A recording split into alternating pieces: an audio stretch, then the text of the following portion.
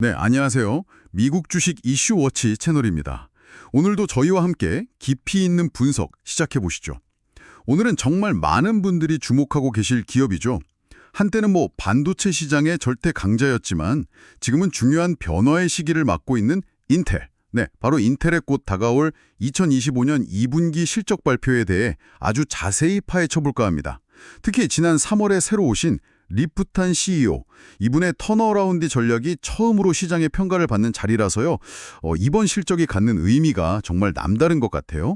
과연 인텔이 다시 한번 그 거인의 위용을 되찾을 수 있을지, 그 신호탄이 될 수 있을지 오늘 당신이 꼭 아셔야 할 핵심 포인트들을 짚어드리겠습니다. 네, 맞습니다. 그 기대감이라는 게 분명히 존재하죠.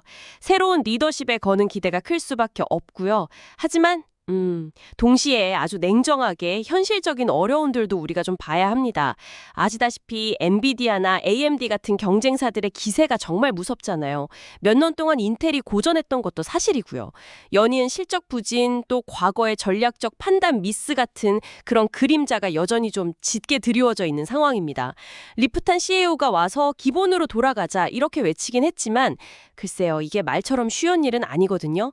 잃어버린 시장 점유율을 다시 찾아오고 또 지속 가능한 성장을 만들어낸다는 건 정말 어려운 과제입니다. 그래서 이번 분석을 통해서 인텔 앞에 놓인 기회 요인들, 그리고 또 동시에 존재하는 위험 요인들을 아주 균형 있게 살펴보는 게 중요하다고 생각합니다. 좋습니다. 그럼 먼저 지나간 실적부터 한번 복기를 해볼까요? 지난 1분기 성적 말이죠. 그때 매출이 12억 달러였고 비일반 회계 기준, 그러니까 넌갭 기준으로 주당 순이익 EPS가 0.13달러였어요. 이게 시장 예상치를 꽤 웃도는 소위 말하는 어닝 서프라이즈였죠. 숫자만 보면 그랬죠. 어닝 서프라이즈.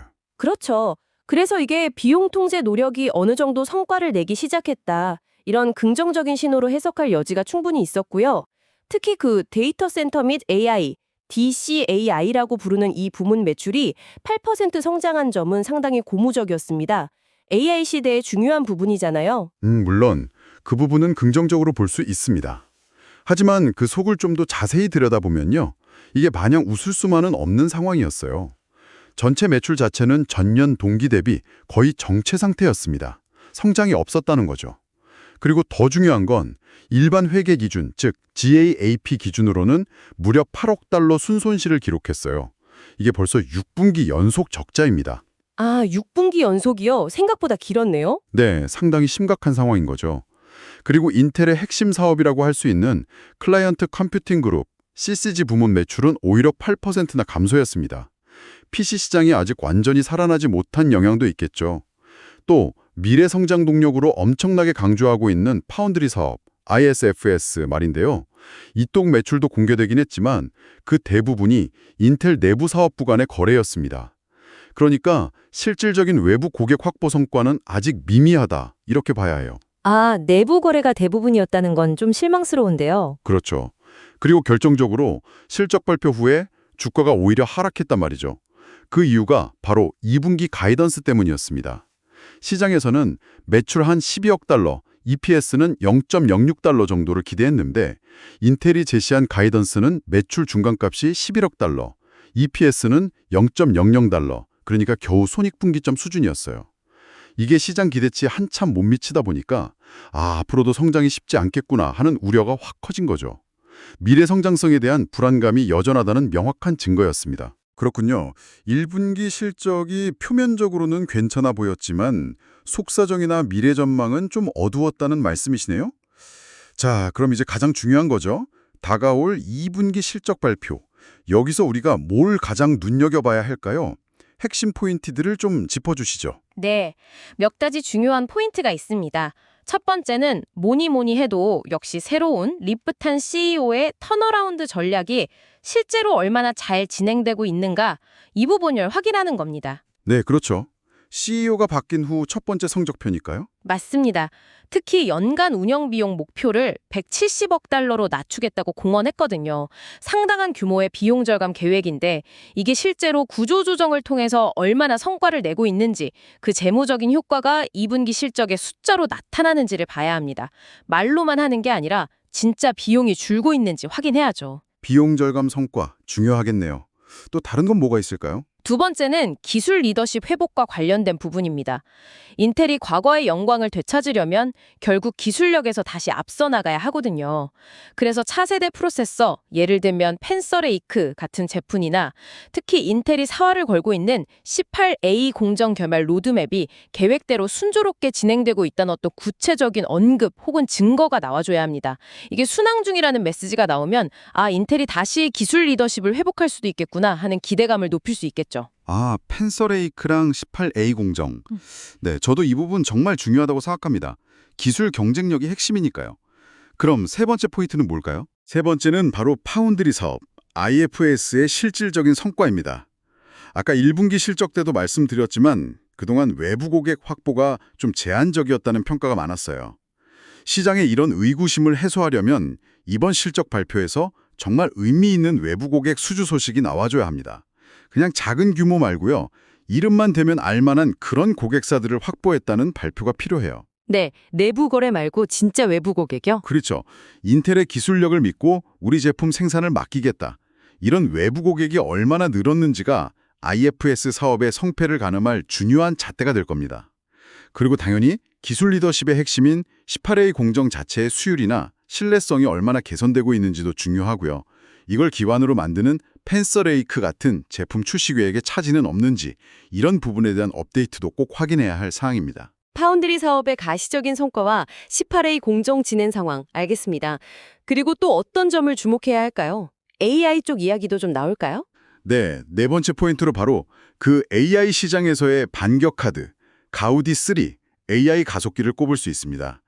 아시다시피 현재 AI 칩 시장은 엔비디아가 거의 독점하고 있는 상황인데 인텔이 이 가우디 3를 엔비디아 아프 제품보다 훨씬 저렴한 가격에 내놓으면서 공격적인 전략을 펴고 있거든요. 맞아요. 가격 경쟁력이 상당하다고 들었습니다. 네, 그래서 이번 실적 발표 때 이 가우디 3의 초기 판매 실적이나 아니면 실제 사용해본 고객들의 반응, 피드백 같은 데이터가 혹시 공개될지 주목해봐야 합니다.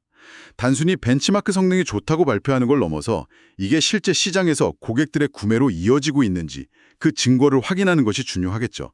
가성비 전략이 먹히고 있느냐 이걸 봐야 합니다. 가우디3의 실제 성과, 이것도 정말 흥미로운 관전 포인트가 되겠네요. 마지막으로 또 살펴볼 점이 있을까요? 마지막으로는 좀 더 거시적인 관점인데요. 바로 거시경제 상황과 지정학적 리스크입니다. 지난 1분기 실적 발표 때 인텔 CFO가 미중 관세 부담 증가 가능성을 언급했었거든요. 실제로 이런 무역 갈등이나 관세 정책 변화가 2분기 실적과 또 앞으로의 전망에 어떤 영향을 미치고 있는지 여기에 대한 경영진의 분석을 주의 깊게 들어볼 필요가 있습니다. 아, 맞아요. 관세 이슈가 있었죠. 네. 그리고 전반적인 PC 시장이나 데이터 센터 시장의 수요가 좀 회복될 기미가 보이는지 아니면 여전히 부진한지에 대한 경영진의 진단도 중요합니다.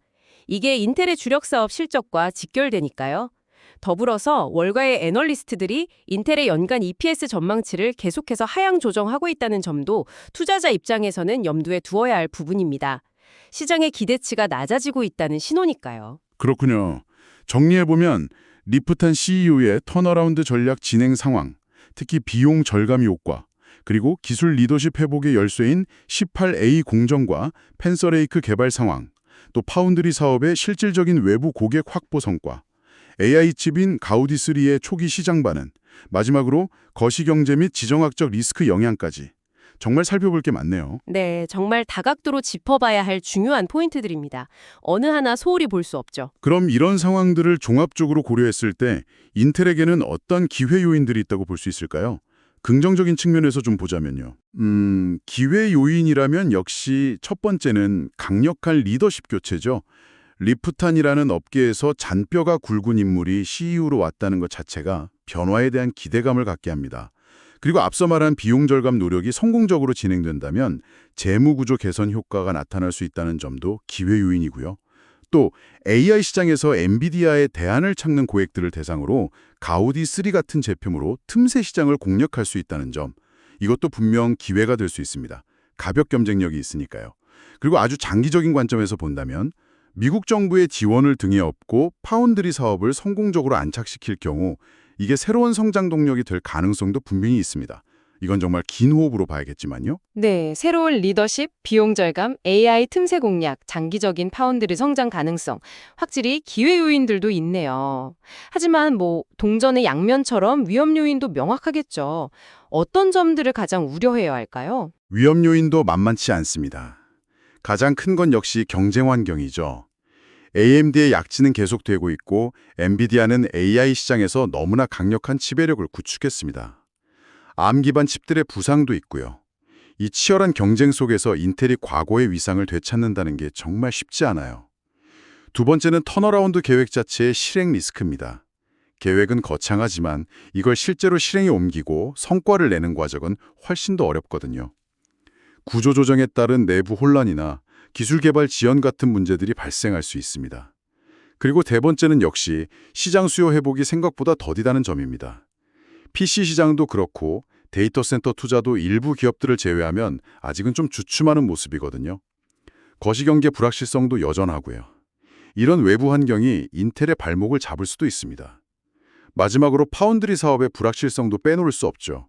막대한 투자가 필요한 사업인데 과연 TSMC나 삼성전자 같은 기존 강자들과 경쟁해서 의미 있는 점유율을 확보할 수 있을지 아직은 물음표가 많습니다. 경쟁 심화, 턴어라운드 실행의 어려움, 더딘 수요 회복, 파운드리 사업의 불확실성까지 정말 넘어야 할 산이 많아 보입니다. 자, 그럼 이런 기회와 위험 요인들을 고려했을 때 투자자들은 어떤 전략을 취하는 게 좋을까요? 단기적인 관점과 장기적인 관점에서 나눠서 생각해 보면 어떨까요? 네, 좋은 질문입니다. 투자 전략은 당연히 당신의 투자 기간, 즉 타임 호라이즌에 따라 달라져야 합니다. 먼저 단기적인 관점에서 본다면 이번 2분기 실적 발표 직후에는 주가 변동성이 매우 클 것으로 예상됩니다. 실적이나 가이던스가 시장 기대치를 조금이라도 밑돌면 실망 매물이 나올 수 있고 반대로 서프라이즈가 나오면 급등할 수도 있겠죠. 따라서 단기 투자자라면 정말 시장 예상을 훨씬 뛰어넘는 아주 강력하고 긍정적인 신호, 예를 들어 깜짝 놀랄 만한 가이던스 상향이나 대규모 파운드리 수주 발표 같은 게 나오지 않는 이상은 섣불리 접근하기보다는 좀 더 신중하게 상황을 지켜보는 것이 현명할 수 있습니다. 변동성에 휘말릴 수 있으니까요. 단기적으로는 신중한 접근이 필요하다는 말씀이시군요. 그럼 장기 투자자 입장에서는 어떨까요? 인텔의 턴어라운드 스토리를 믿고 기다려볼 만할까요? 장기 투자자의 경우엔 접근 방식이 좀 달라질 수 있습니다. 만약 당신이 인텔의 턴어라운드 가능성, 즉 리프탄 CEO의 리더십과 전략 방향에 대한 강한 믿음이 있다면, 그렇다면 현재 주가 변동성에 일희일비하기보다는 경영진이 예시하는 장기적인 전략의 방향성이 올바른지, 그리고 그 전략을 실제로 얼마나 잘 실행해 나가는지를 꾸준히 확인하면서 인내심을 가지고 투자를 유지하거나 또는 주가가 하락할 때마다 분할 매수하는 방식으로 접근해 볼 수 있겠죠.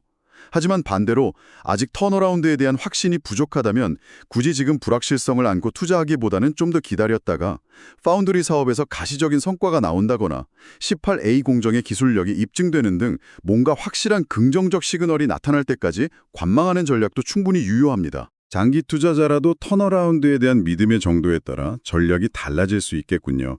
인내심을 갖고 지켜보거나 확실한 성과를 기다리거나 결국 이번 2분기 실적 발표는 인텔이 새로운 리더십 아래서 정말 올바른 방향으로 나아가고 있는지를 가늠해 볼 수 있는 중요한 리트머스 시험지 같은 역할을 하겠네요. 정확합니다.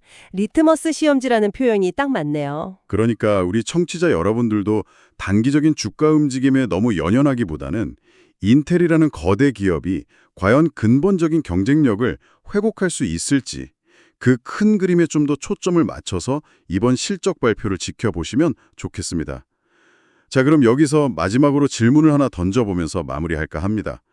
기술 혁신의 속도가 정말 모든 것을 결정하는 이 시대에 과연 인텔은 그 육중한 몸집을 극복하고 과거의 영광을 뒤로 한 채 성공적으로 변신할 수 있을까요?